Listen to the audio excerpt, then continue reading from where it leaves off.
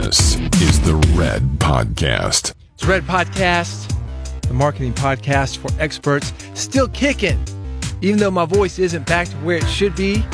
If you're curious about why I'm speaking the way that I am, Red episode 267, the previous episode, I talk all about it. This episode, I want to talk about Terry Weaver. He has a podcast called WDW Today. You know what WDW is? That's podcasting lexicon for Walt Disney World. You can't say Walt Disney World without getting into legal issues, so they use WDW. Kind of like when you go to a head shop and they're selling you bongs and crack pipes, but they talk about tobacco. Everybody knows what the deal is. Nobody's smoking tobacco out of a crack pipe, but tobacco. Anyway, WDW means Walt Disney World, and WDW Today, that's Terry Weaver's podcast. He also has a live event. It is called The Thing. Here's what the site says. Everyone has a thing. What is yours?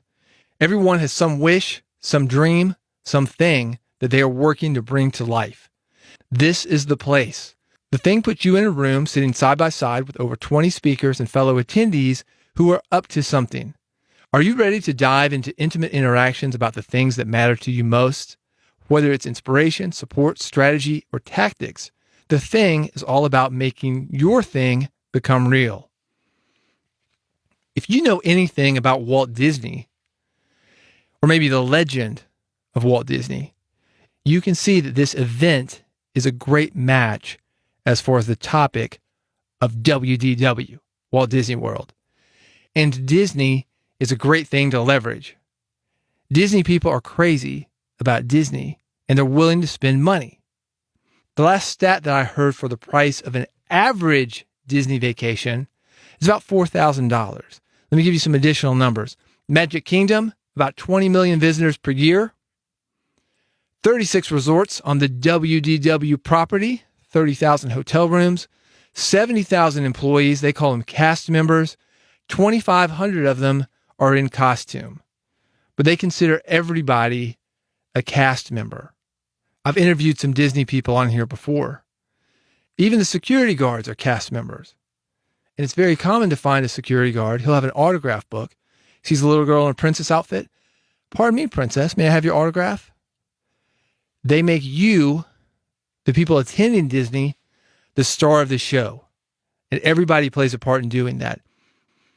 Terry is in a situation right now, like a lot of us. He had a live event planned, The Thing, and then we got in quarantine. Now what? He's pushed it back 6 months. We did this interview before any of that happened, but the info here, it's still current as far as pricing, planning, and basically getting people to show up for something. One of the big things we talked about, it's definitely relevant now, building an event and the relationships necessary to make that happen. That is especially important right now, because now it's a little bit different. Some of this is good. For example, if you wanted to do an event right now, it's a great time to book event space. People are scared, especially the big events. They're worried about legal issues, getting people sick. There are rules that these big companies have. They're not letting people travel. They don't want their employees sick. But you, if you're doing an independent event, you make your own rules. And you are dealing with people who make their own rules. So you might be able to fill an event right now. I don't know. But what I do know is if you were to book a room, you could get a very good deal on it right now. Good deal, assuming that you can actually get people there, of course. Some of these things that are going on, though, they're not so good. Even the people who could get on a plane and go, the people who make their own rules, are they actually going to do that? I don't know. I do know this, though. I think anything Disney related is a great first place to watch because, like I said, Disney people are crazy. They are fanatics. And if they can't make it happen, we, without that kind of leverage, notoriety, that fandom, we might not be able to make that happen either. I'll have more thoughts on this on the next episode. If you're not subscribed to Red Podcast, bigpodcast.com/subscribe. I'll send you that episode when it comes through. Right now, though, here is my episode with Terry Weaver. Let's talk about your event, The Thing. Is there bleed over from WDW Today to The Thing? Has that helped you to fill this event? I think a little bit, but not a ton. I think it's starting to get that because they've been hearing me talk about it almost once a week for, every episode of the podcast now. And we've also kind of transformed. In the beginning, we weren't really plugging any of our own stuff other than a quick mention. Right. And now we're just kind of like, hey, man, we're going to use this for ourselves and make this a great opportunity for us. One of the guys is Airbnb. He keeps full off of our listenership in Orlando. Yeah, people can go there and rent it for the thing. I rented it for the thing last year, but somebody else came out and full priced me out of using it that week. So we do our event at the Embassy Suites right outside of downtown Disney, or Disney Springs as it's called now. And the thing is really, it does have some Disney tie-ins. We do what I call a VVIP day, where a friend of mine, his name is McNair Wilson. He was a Disney Imagineer, and Imagineers are the group of people that are kind of the creative enterprise of Disney. They're the people that come up with the attractions. They're the people that make them work. And he was one of the lead Imagineers on a project called the Tower of Terror. He wrote a book called Hatch on brainstorming. And so we kind of get a group of people, mastermind with him, brainstorm their ideas, kind of run it through the same process that Disney would run an attraction through, kind of a one-of-a-kind experience that day with us. The VIP day, we go and spend a day in a Disney theme park and kind of talk about the processes to a slightly larger audience. And then the conference is, Friday, Saturday, Sunday in Orlando. And mostly for entrepreneurs? Mostly for entrepreneurs, creatives. Kind of our conversation is everyone has a thing. Everyone has this thing they do.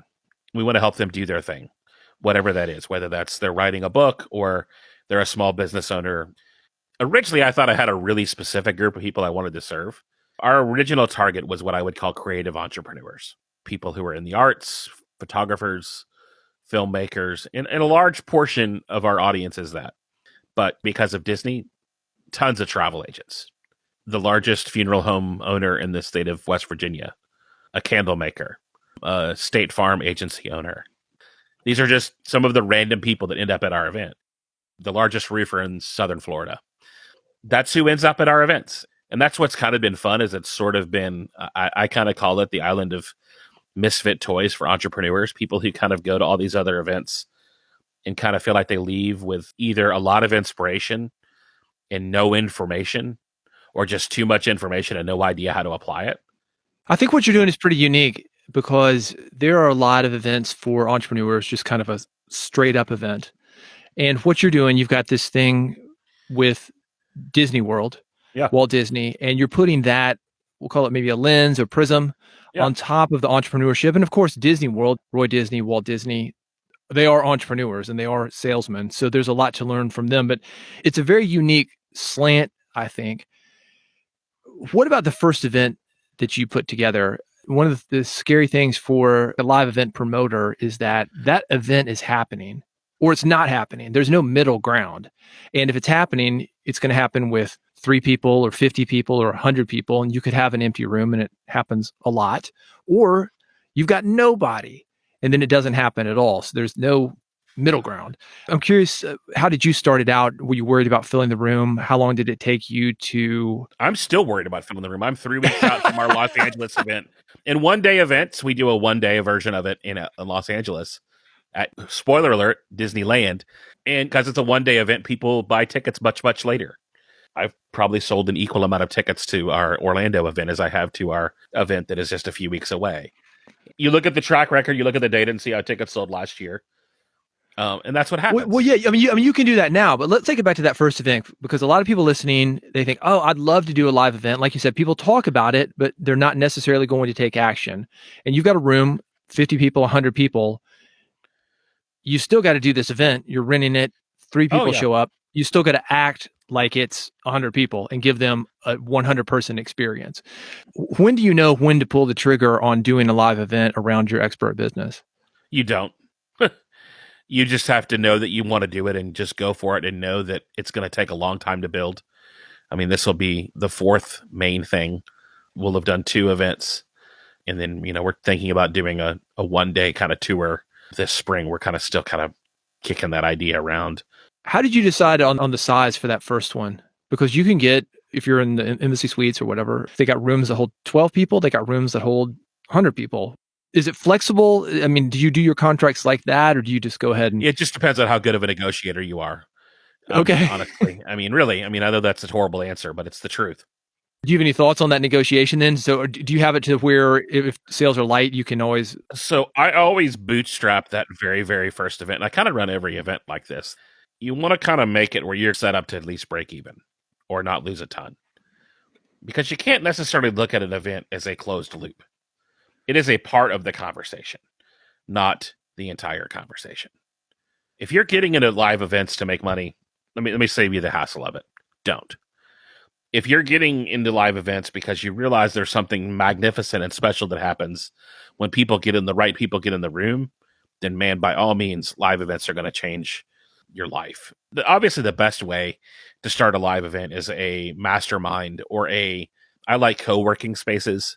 You can rent a co-working space with no hassle, no extra strings attached. Sometimes you can get it free. You can get a sponsor to pay for it, but you can get the room for $500 or $1,000. You kind of know that your core audience is going to help you make that a race. Seth Godin talks a lot about the race for the bottom. You know, when you build an event, you can either try to build like this $49 event that you've got to shove as many people in a room as you can, or you can build a more expensive event that will quickly break even and it's more exclusive. So, I mean, there's all kinds of models with events. There's, small masterminds in Airbnbs. I love those kind of events. 12, 50, 40 people sometimes in those with no problem if you get the right one. And they're not that expensive, and it's a lot of fun when you get the right people together. There's all kinds of ways to fill the room. There's all kinds of models. There's lots of these events where the event is basically a pitch fest. And you can tell if an event is really cheap, it's a pitch fest. Yeah. If the event seems like, wow, that's a good deal to go to that event, you're 100% going to be sitting through a sales pitch every speaker. Not that my speakers don't necessarily sell from stage, but my event is not a pitch fest. I mean, they're very passive. There's no 3-part forms in the back of the room at my event. The thing, it's not super expensive, but it's not $29.95 either. Right. A lot of people would say the thing is expensive. It's a 3-day event, but I also am intentionally trying to keep it a relatively small size. The very first year I went out and got a partner for. Huge mistake. Talk about that. I thought they believed in the vision, and clearly, man, they did not. Partnerships are awesome and collaboration is awesome. But there's a difference between being able to repeat the vision and the ability to articulate the vision and the nuances of the vision. The very first year was not easy. It was 2 people holding an event in the same space. 2 different events. He's got a different vision than you do. That didn't come up until he's like, I need to speak about 5 hours a day. It's way too late. 1, you never said that. 2, there's not one human being, living or dead, that I would want to sit in a room and listen to for 5 hours straight. And I listed all the people that I've heard. I mean, I've heard Tony Robbins try to go on that long, and it was really probably just 2 hours of speaking and 3 hours of DJ. But we got through the first year. We laid a foundation. And what happened to your business partner on that? You guys went separate ways after that? We went separate ways before the event, but that was the deal. My deal was, no. I'm either A, going to cancel this event, I'll rebrand my event, no big deal, or B, we're going to do this event and I get 100% ownership of the event and you're going to walk away. And that's what happened. This sounds uncomfortable, I think. I think there's probably some lessons in there as far as partnership. Oh, man, there's so many lessons in partnership. So 1, clarity before you get in so you don't have to have those weird conversations. And dude, there was clarity, but man, well, you don't know what you don't know. You don't know what you don't know. And if you've never been through the live event space, and obviously this guy thought he had an extra 5 hours a day somehow. Yeah. I think if you look at other events, so I think this is another maybe topic of discussion. You mentioned Tony Robbins. And the reason Tony will do this, the reason the room is cold, the reason there's all the music, the rah-rah music, and the reason... I keep my events cold. I do that. But the reason he does it is that he's trying to keep you somewhat engaged. But the reason he's there so many hours of the day is because he's trying to wear you out. And you mentioned Pitch Fest. You will get sold at a Tony Robbins event. If you don't understand why he's doing the things that he's doing, you can't get in there and just copy him because it's not necessarily going to work for you. I don't even know that it works for him. No. He's got an established business model. He is a well-recognized person who's been doing it for 30 years. So a new event, you're not going to be able to do that just because he can. And that's the other thing I'd say to someone who's considering an event. If you just want to copy someone else's event, don't. Please. That first year was a bit of a hassle. So the next year, I knew that I was coming into like, okay, the next year is going to be tough. And so I booked what was called a 0 attrition contract. Normally to get something free, you have to guarantee them something. You either have to guarantee them a certain number of room nights that you're going to fill up in a hotel, or a certain number of food and beverage that you're going to purchase. Now, one of the things I would encourage anyone looking to start, if you don't have to use a hotel, don't. You can use a hotel for people to stay in and get what's called a courtesy room block and have zero obligation to the hotel, and then just rent a venue or borrow a venue or use the Shriners Hall or whatever, Did you consider that with the thing? Because I see a lot of people doing that. I tried to in Orlando, and the options just weren't many. Well, sometimes they're a mismatch too. Like sometimes I'll see somebody doing it at an office building, and the office is like, the dry cleaners, the back of it in the corner. Yeah. And that's not necessarily a great way to do it. A coffee shop that's loud and they're still doing business in it, also not a great way to do it. We talk about trying to have this prestige and have these higher end events. You can't sell high end tickets when you've got the cash register going off on the side with coffee. It just really depends on what you're building. And I think part of what an event does is you're trying to elevate people into a new way of thinking, right? You're trying to get them out of the environment that they're used to staying in and create something new for them. So the second year, I definitely had it down to a pretty low risk. And so we were able to get out of that year. I feel like momentum-wise, now that we're finally 4 years in, you have to really decide what success is. Now, granted, if the event loses a little bit of money, but you gain customers, gain opportunity, and you gain relationships, it actually opens more doors for you. You kind of have to look at opportunity costs there. Did you have that on the back end of your events? Do you have coaching? You've got mastermind groups and coaching, and then other people bring me into, several of our 2 or 3 of our speakers have gone to speak at their events, and that opens doors, right? So that'd be another reason for you to do an event, even if it's a break even or losing money. But with that said, I know from personal experience, you can lose a lot of money on an event. So think about that. Be careful you're not just making your friends rich. The speaking industry has changed a lot. Used to, no one would speak in this space without getting paid. And that is kind of evolved because everyone has other things that they're selling. Well, let's talk about that then for your event, because normally the way these events work is if somebody's selling from the stage, there's a 50-50 split, 60-40 split, 40-60 split. The promoter takes the bulk of that. Speaker does not get paid. But a lot of these events, I see it a lot with, I think that speaking is all of a sudden cool. And speakers, maybe they've spoken professionally or not, but they think they can and they think they can get paid for it. Do you have to pay to speak, or have people who are speaking at your events get paid? Is it possible to do that on the low also? Oh, yeah. I mean, I think it's a combination. A lot of us try to be fair, and being fair looks different for different people. I brought Jeff Goins to my event, and Jeff and I are friends. But I paid Jeff because he brings an audience, he brings authority, he brings a massive mailing list, a social media footprint. And one of the ways I compensate my speakers is through an affiliate program. I give them a percentage of ticket sales. If somebody signs up, they signed up and used the code, I'm with Jeff, they would get, 10% off their ticket, and Jeff would get a kickback.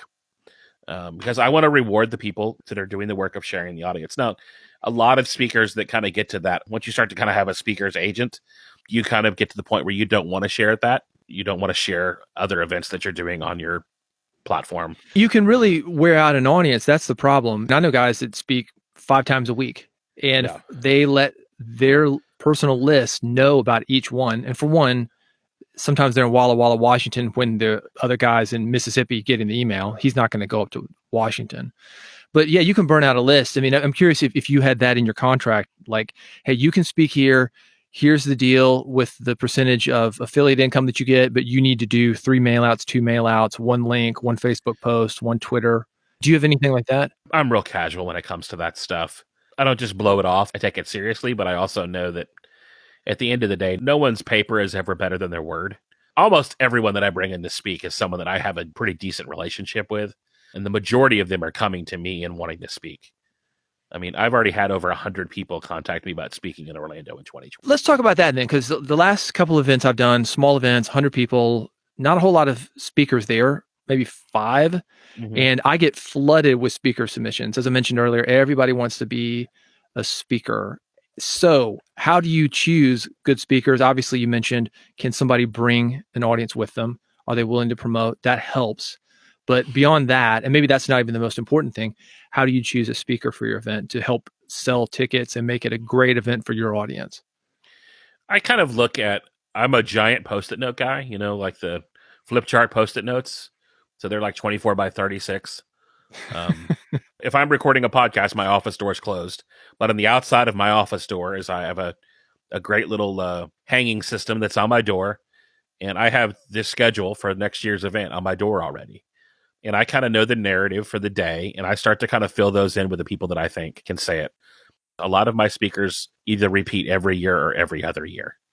And then, maybe 30% of new people. So is that good or bad? Because you could also burn out your audience with the same speaker every time. Like, I already saw that guy. Yeah, but I mean, I'm trying to bring quality people that have something new and fresh to say. And most of us once a year have something new that we want to say. And even the guys that I've brought in that really were challenged with that, and the girls that were really challenged with that, they've learned like, oh man, this is cake. This is so easy. I knew I would have more to say. You were right. I underestimated myself. My goal kind of in the beginning was, when I started, I had my friend McNair, myself, my other friend that had just quit Cirque du Soleil and had written a book, and 2 or 3 other friends. And I was like, man, I've got a lot of friends that are incredibly gifted. They're ridiculously talented. They have great content. But for the most part, no one knows who they are. People aren't hearing their message. I want to create a platform for them.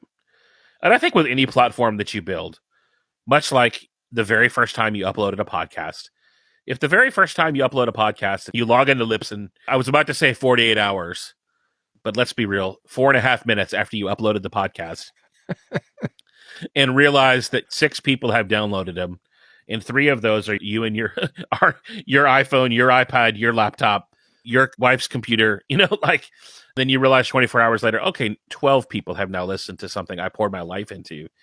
You have to be patient. It's a long tail. And in business right now, if you're playing the short game, you should go do something else. All of the success, man, is in people who are willing to invest in relationships and willing to be at this for a long time. If you're in I'm hosed, I've got to make quick money, go fall for some scam. Go take that course on selling on Amazon. Hopefully by then you're going to have figured something out that you can make last for a long period of time.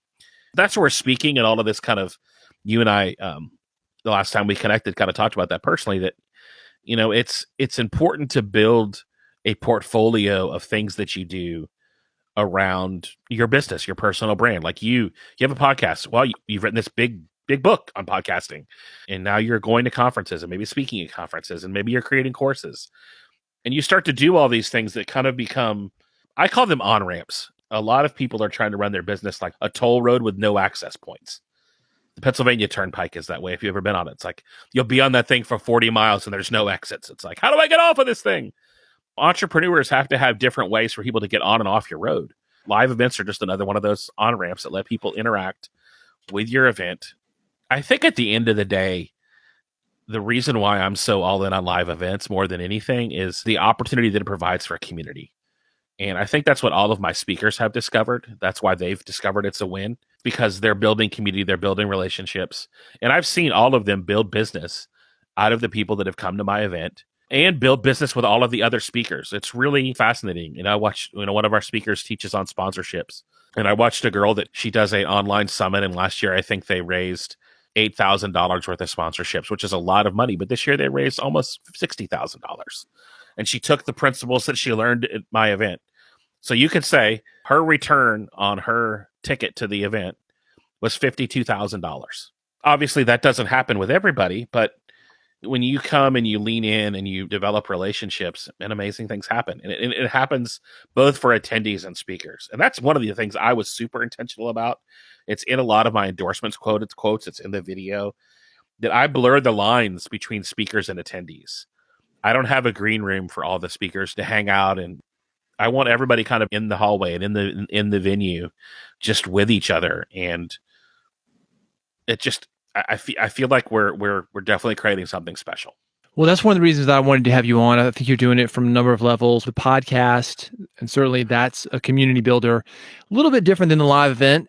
And I think the live event takes it to the next level. But how do you go there? So you got the plan. You said, basically do it now. You didn't say that, but I'm going to read your mind.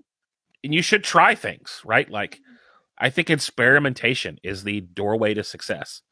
You don't know what you don't know. Like you said about, the partnership when I started with a partner, and Will your audience reply to I don't know, but start something and mess around with it and grow and figure out what you want and who you are. And does the world need more things? I don't know, but it needs your thing. It needs the things that you're creating. People need you. Your people want access to you.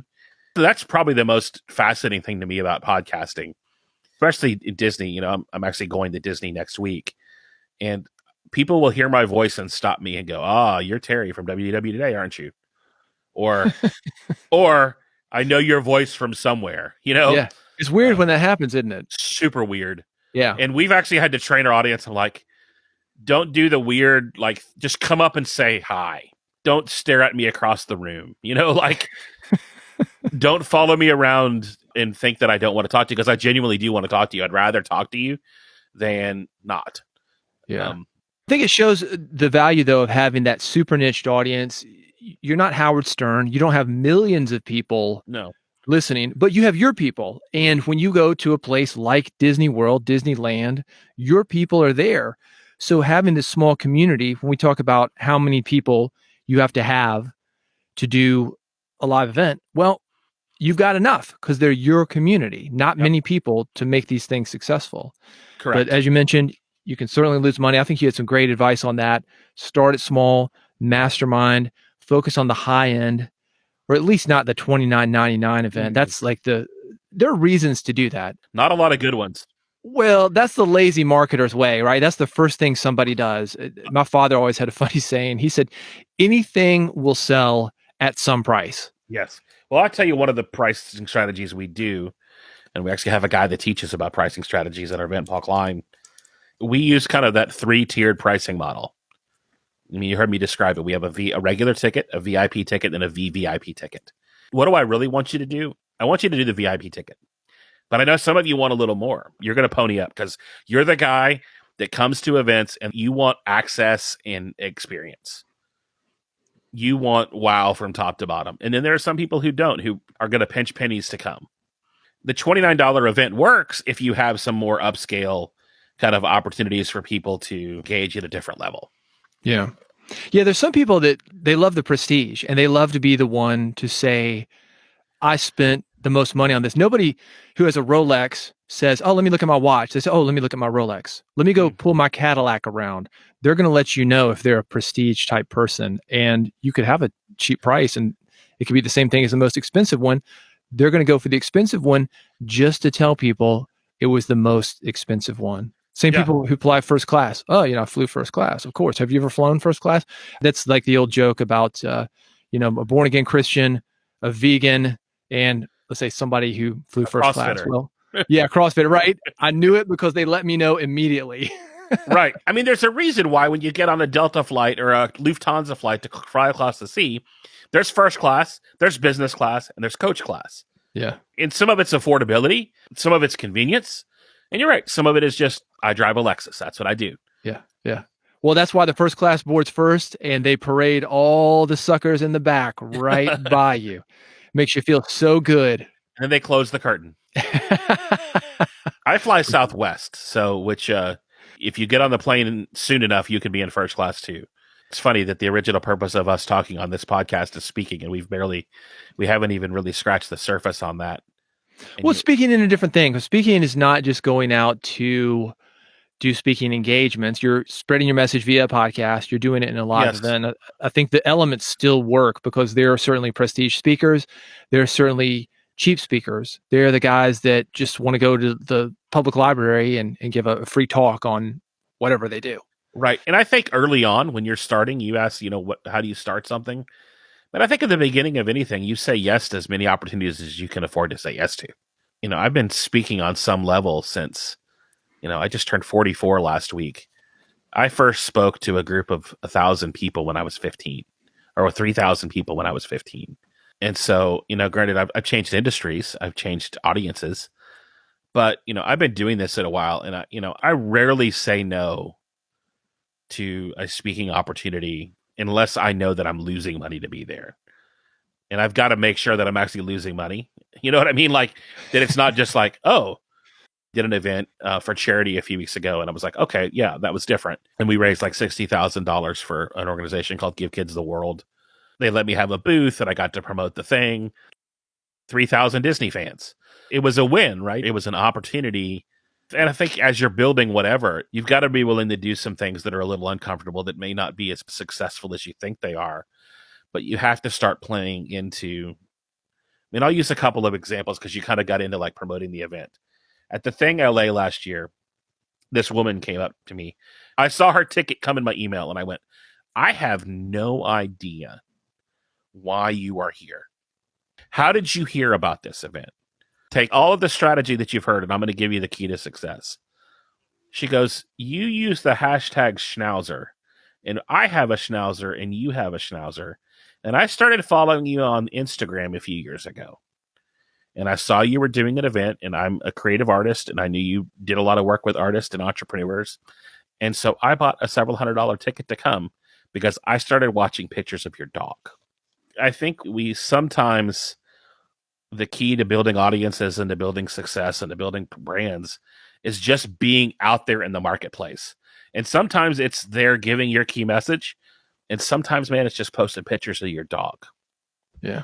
You never know. Well, I think you've given some good advice. Say yes, jump in, give it time, be consistent. I know terryweaver.com is your main page where people can find more general information about you. Thething.live, every year you're doing 2 of these events, one in LA, one in Orlando. So if you're a Disney fan, even if you're not a Disney fan, I think when you go to an event like The Thing or you go to Disneyland, I love it just as a marketing guy. You go down there and you see some very creative marketing strategies, and you want to talk about getting high-end money for pretty much normal stuff.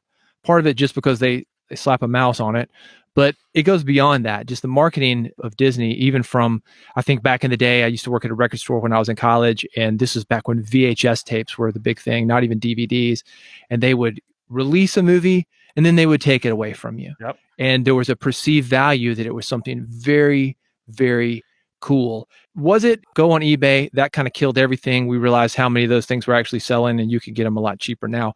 But the perception is reality when you're in it, and Disney is a master of that. So Terry, thank you for being here. Again, terryweaver.com.